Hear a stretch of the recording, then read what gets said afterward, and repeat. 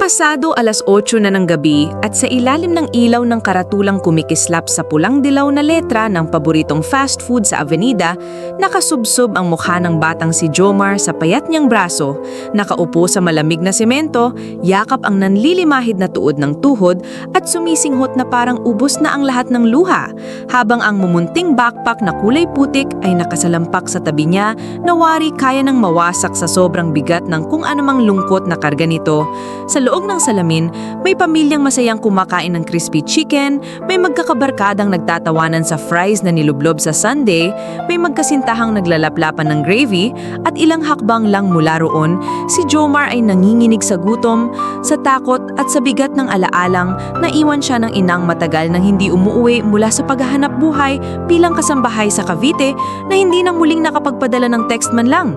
Naririnig niya ang bawat lagpak ng tray sa mesa, ang bawat tunog ng straw na sinipsip, ngunit ang sikmura niya'y walang naririnig kundi ang sariling pagkurap ng bituka, kaya tuluyan na siyang napaiyak nang bumukas ang pinto at humalimuyak sa kanya ang amoy ng pritong manok at kanin, at doon siya'y nakita ni Marco. Isang lalaking nasa kalagitnaan ng 28, naka-jacket na beige, may matang tila marunong magbasa ng lungkot kahit hindi sinasabi ng bibig. Galing siya sa overtime sa opisina ng accounting firm sa Makati, pagod ngunit biglang napahinto nang mapansin ng bata. Lumuhod siya sa kanan ni Jomar. Maingat na itinapat ang sariling ilaw ng cellphone sa mukha ng bata para masiguro kung may sugat. Sa kadahan-dahang ipinatong ang palad sa balikat nito at nagtanong sa tonong mapagkalinga, "Nandito bang magulang mo, nak?"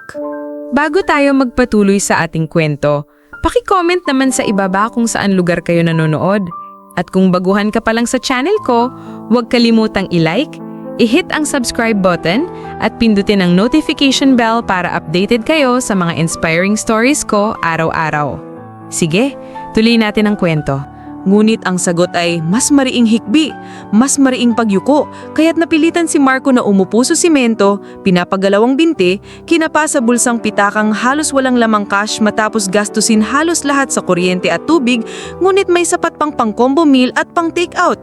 At sa isip niya ay sumulpot ang alaala ng nakababatang kapatid niya na minsang napaiyak sa harap ng kaparehong tindahan 10 taon nang nakalilipas nang mamatay ang ama nila at hindi niya mabigyan ng hamburger. At dahil doon, nagdesisyon siya.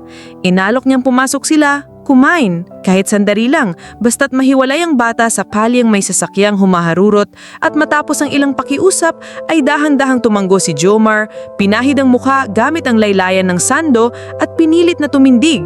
Paglapit nila sa counter, panay tingin ng ibang tao sa maruming shorts ng bata at may isang babaeng nagtaas ng kilay dahil baka daw mangingikil. Ngunit hindi alintana ni Marco ang mapanuring mata. Umorder siya ng 2 chicken spaghetti meal, 2 extra rice, isang malaking kape para sa kanya at isang peach mango pie na regalo na sa bata na nakatitig lang sa tray na para bang hindi sigurado kung totoo o panaginip ang nangyayari. Naupo sila sa pinakadulong sulok, malapit sa salamin kung saan ang ilaw ng poste sa labas ay nagbibigay ng munting anino sa pisngi ni Jomar, at doon, sa pagitan ng unang subo ng kanin at unang lagok sa malamig na tubig, unti-unting nagkwento si Marco, hindi tungkol sa kahanga-hanga niyang posisyon sa kumpanya, kundi tungkol sa kung paano minsang naging palaboy din siya ng 2 linggo matapos mamatay ang ina at wala silang makain, kung paano siyang nilapitan ng isang pulubing babae na inalok siyang sumilong sa ilalim ng tulay at tinuruan siyang magkalkal ng bote para ibenta. Ikinuwento niya na ng unay, kinahiya niyang sariling kamay na amoy basurahan, pero natutuhan niyang hindi nakakahiya ng magbanat ng buto, nakakahiya lang kung titigil ka sa pangarap.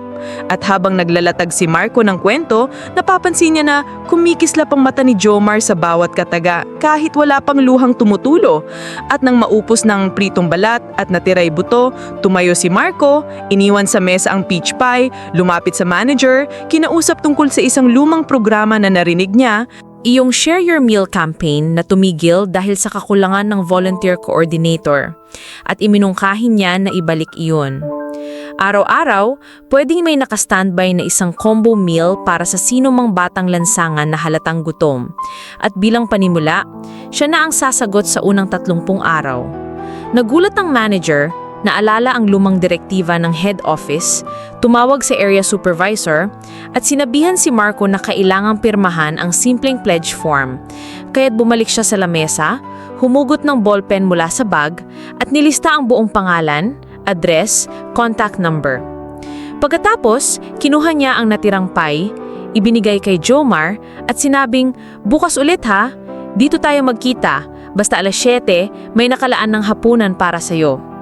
Walang maisagot si Jomar kundi isang tanggo. Ngulit kita sa nangingilid na luha na ngayon ay mayroong kakaibang kislap. At bago sila umalis, inilabas ng bata mula sa backpack ang lumang kwaderno na puno ng lapis na doodle. Sa unang pahina, may liham na nakasulat sa sulat bata. Sa sino mang makakabasa, kung sakaling hindi na ako makita ni nanay, pakisabi po na mahal ko siya at hihintayin ko siya araw-araw. Ipinakita niya ito kay Marco at sa sandaling iyon nagpa siya ang lalaki.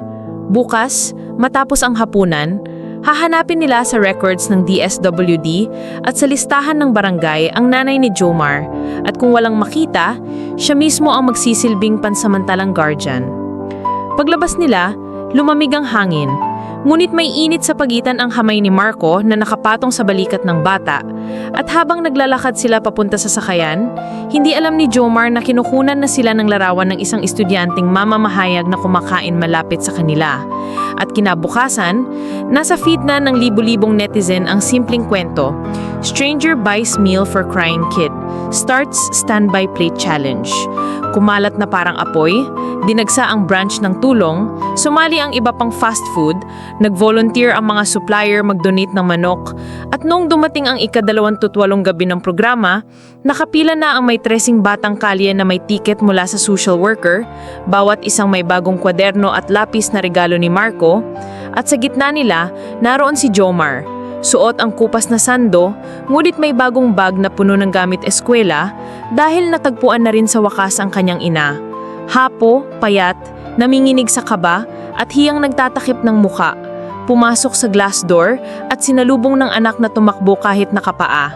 Nagtama ang kanilang yakap at sa harap ng lahat, nang tanungin ni Marco kung nais ni Jomar magsalita ng anuman, ngumiti lang ang bata, tumingin sa kisame, saka dahan-dahang ibuka ang bibig. Naghikbi, walang tunog, ngunit sapat na upang marinig ng sino mang may puso ang pinakamatamis na salitang hindi na kailangang bigkasin. Salamat. At dito nagtatapos ang ating kwento. Nagustuhan niyo ba ang ating kwento? Anong aral ang inyong napulot? Huwag niyong kalimutang mag-like at mag-subscribe sa channel ko dahil ang suporta niyo ay ang inspirasyon ko. Kita-kits bukas ng umaga para sa bago nating kwento.